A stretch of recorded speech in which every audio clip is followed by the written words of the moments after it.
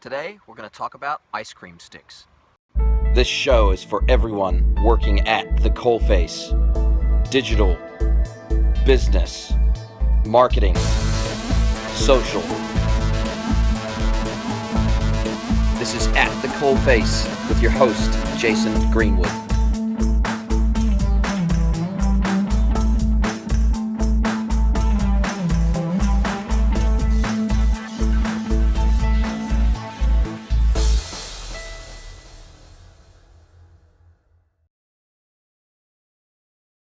Hello everybody, I'm Jason Greenwood. Welcome to episode 18 of At the Coalface.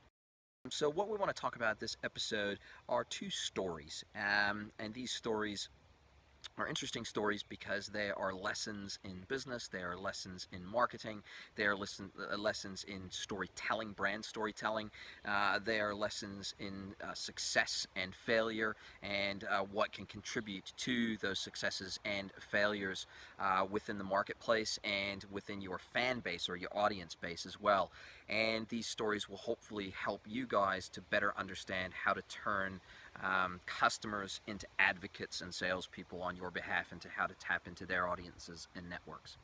So the first story starts in a ice cream shop. Now, this ice cream shop is a little bit different to other ice cream shops.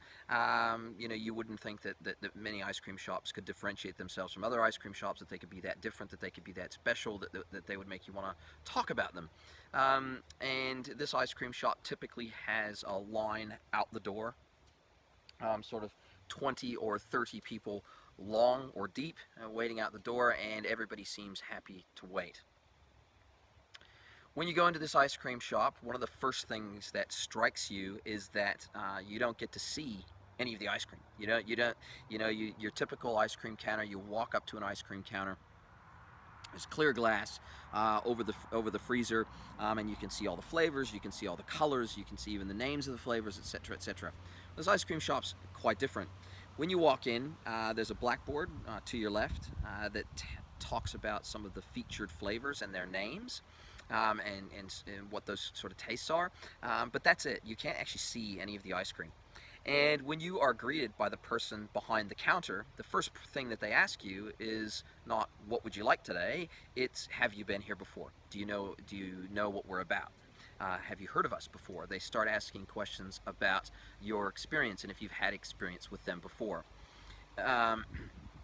If you say no, the first thing that they tell you is they acknowledge the fact that you can't see any of their ice cream. And they say, there's a reason why you can't see any of our ice cream, and that's because we want you to taste with your mouth and not with your eyes. And so we want to be able to talk you through the experience of our ice cream, talk you through some of the flavors and what you might experience, and to ask you what you typically like in terms of flavors of ice creams and flavors of food that you like. And so you'll tell them, you'll kind of point them in the right direction. You might tell them that you typically like a chocolate, or you like a vanilla, or you like fruit, or you like a sorbet, or whatever the case may be. And then they will proceed to give you little tasters on little tasting sticks. But what strikes you straight away about these tasting sticks is that they're different. And myself and my girlfriend separately, after the fact, commented about these ice cream sticks, these tasting sticks.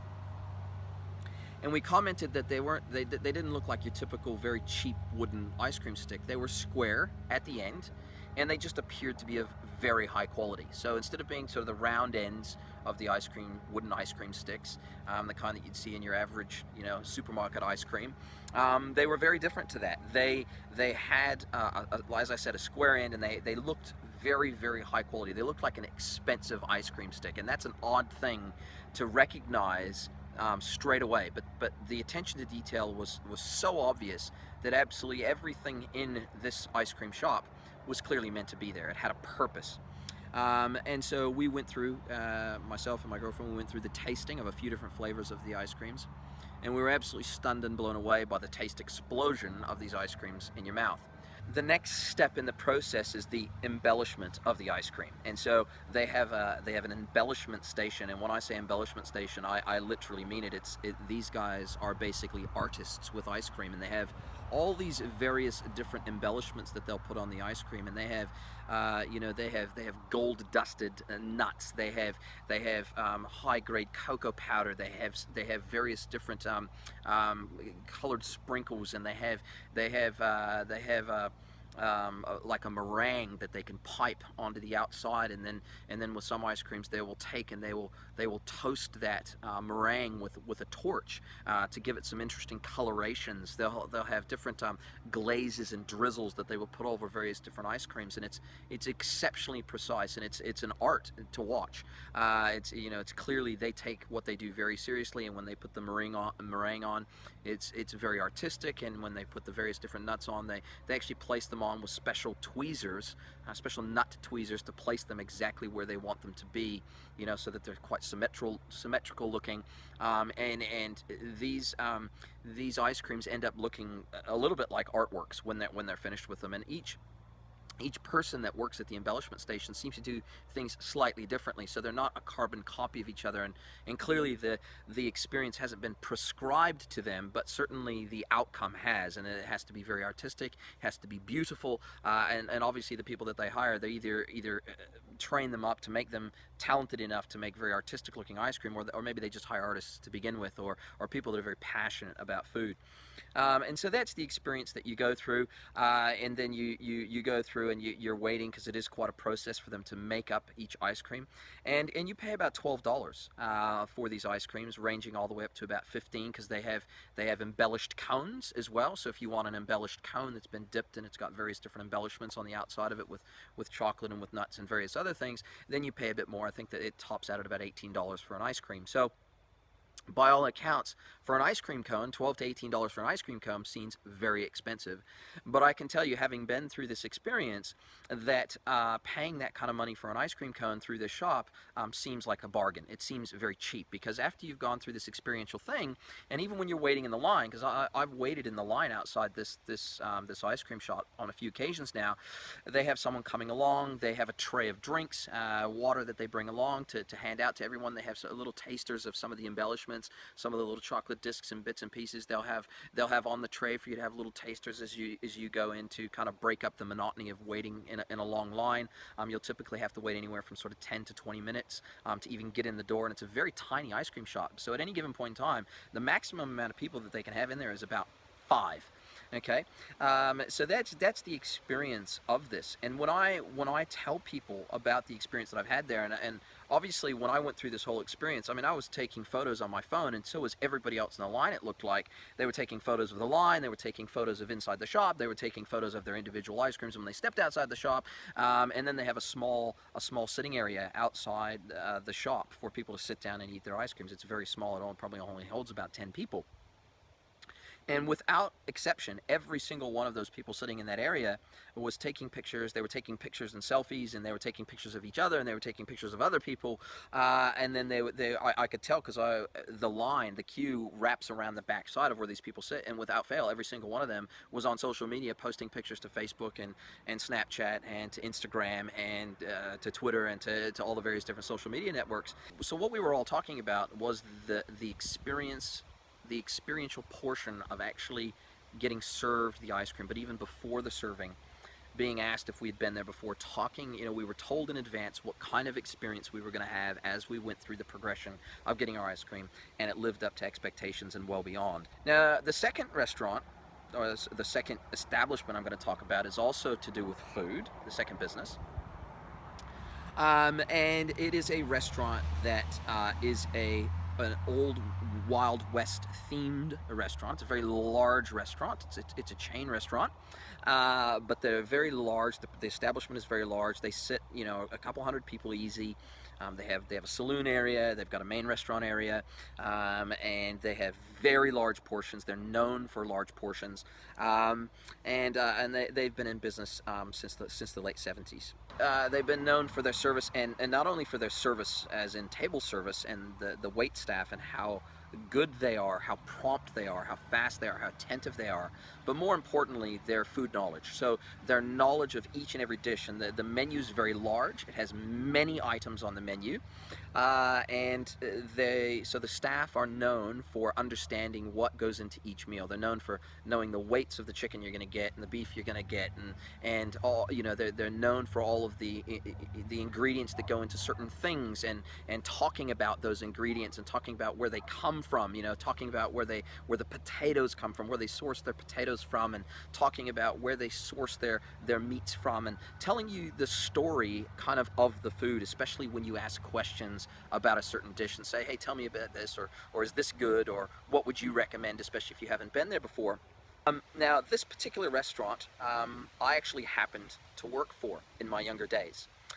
The funny thing about that is, when I first got hired there, I felt like it was an absolute privilege to get hired there. It was extremely difficult to get hired there. So when I got my job there, I not only made it through the interview process, which was grueling. I'd already had several years of experience in the restaurant business, had worked previously at a chain that was kind of similar, had some similarities to it, had 2 years of experience there. And then everybody who passed the interview process also had to pass what's known as the server exam. And it was a 1,500 point exam that took most waiters and waitresses, or prospective waiters and waitresses and bartenders, anywhere from 3 to 7 hours to sit and take the exam. And so you knew very, very clearly what was expected of you. And you know, I got a very good grade on this test. The pass rate, I think, was 85% from memory. So, you know, you had to get a significant number of these right. So I said all of that to say that getting a job at this restaurant was extremely difficult.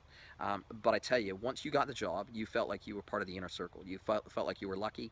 You were lucky to have that job, and you worked very, very hard to do that job well. And all of the training that you went through served you well as you served the customer. So all of those typical questions that somebody might ask, does it have this in it, does it have that in it, you know, is it gluten-free, etc., etc. You know, these types of questions you could answer. You wouldn't have to say, oh, let me go check with the chef, or let me go check with the kitchen, or let me go talk to my manager, or whatever. You knew exactly everything you needed to know to do your job, and to do it at an exceptionally high level on a consistent basis. You were trained that well. And therefore, the guest experience was very consistent, it was very high standard, and it was very thorough, and it was very personal, in the sense that your server was the person that looked after you for the duration of that meal, that experience. And so they were kind of your guide for that evening throughout that experience. And then, of course, because the meals were so big, oftentimes food was wrapped up to go. Probably 90% of the time there was food wrapped up for takeaway. We were required to do that at the table. So instead of taking plates away, boxing them up where people couldn't see, we were required to do that at the table. So we would bring the takeaway containers to the table. We would box everything up in front of everyone. We would bag that up and give it to them in branded boxes and bags, and they were all very nice, nicely branded, very high quality. So everything about the experience was first class. Now, just before I went to leave this restaurant and to go do other things, and actually right before I moved to New Zealand, because that was the last job I held before I came and moved to New Zealand, I noticed some things starting to slip. I noticed that the exam slowly got easier for servers, and therefore some of the new servers that came on just before I left were not as good. They weren't trained as well, and we had to carry them. Those of us that did know everything, and especially as they introduced new items onto the menu, there wasn't a lot of retesting that went on as new menu items were introduced. And so therefore the service standards started to slip a little bit.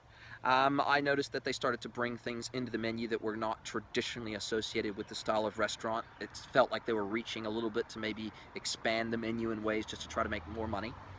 The restaurant chain started to place some of their products in supermarkets. So they had in-house made barbecue sauce, for example, and they started selling that in supermarkets.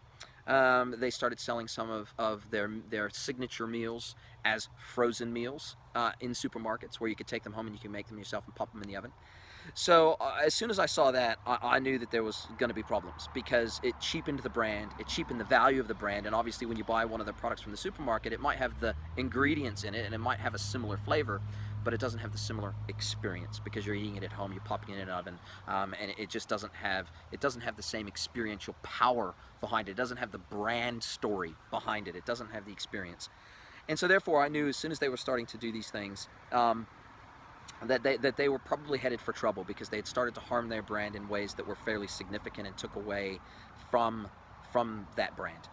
And sure enough, in 2010, they filed for bankruptcy. They were purchased by a very, very large multi-brand restaurant chain in the United States, and the restaurant has survived, but it's truly a shell of its former self.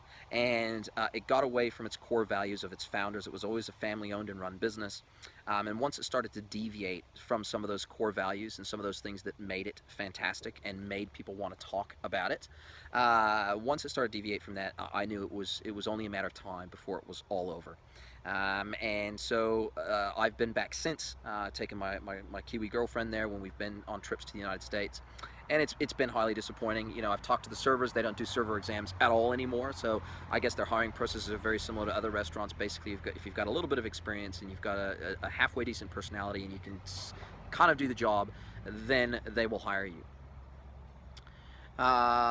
This restaurant is called Claim Jumper, and so you can look them up online. You can look up their history online. And the ice cream shop that I was talking about is known as Giapo, and it's named after the first name of the owner, who, you know, he's very passionate.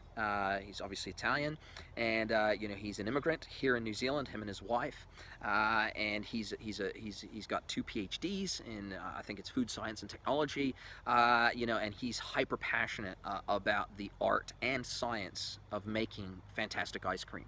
And you know, he very much, if you go to the Giapo website, if you start looking at some of their social media and the videos and the other social content that they put out, you can see straight away that his passion is making fantastic ice cream and giving a fantastic experience to his guests as they come through.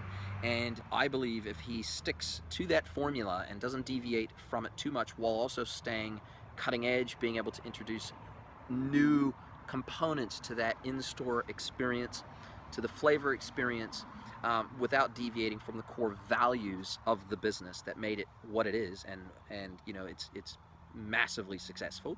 You know, these two stories kind of illustrate what can happen when your brand story becomes inconsistent, when the experience becomes inconsistent, when you rest on your laurels, when you become lazy, when you stop doing something that is special and so unique that effectively you turn your customers into massive brand advocates that then tap into their own networks to tell your story on your behalf, and to tell it from their viewpoint, from their frame of view, from their point of view, and also from their worldview as well, because they will tap into their own networks, and their own networks will typically be aligned with their own worldview. And so once, you know, my experience, the way I described it would be quite different probably to the way someone else would describe it, who through their lens experienced Giapo slightly differently to me.